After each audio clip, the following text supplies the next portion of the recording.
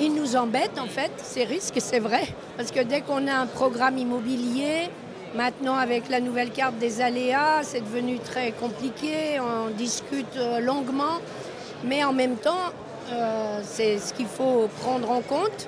Et donc on travaille beaucoup pour analyser les risques, déjà comprendre le degré des risques et ensuite débattre avec tous les gens concernés sur est-ce qu'on prend le risque collectivement ou pas, jusqu'où, comment, quel système de réponse pour amoindrir le risque ou pour le gérer. Dès qu'on veut toucher à quelque chose qui est le long de la rocade et notamment aujourd'hui à refaire un terrain de foot, ben on est confronté à cette question de la pollution où c'est pas très bien de courir après un ballon à côté de la rocade.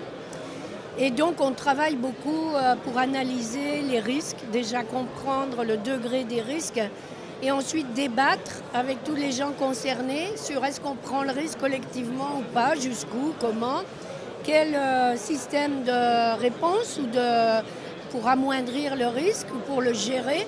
Par exemple, éviter les matchs au moment où il y a l'heure de pointe sur la rocade, enfin des petites choses comme ça.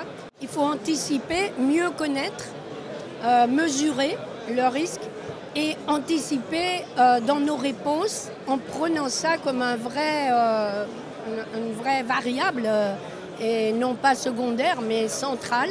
La résilience, pour moi, c'est intégrer dès le départ cette notion de risque et trouver des réponses et puis anticiper et penser loin.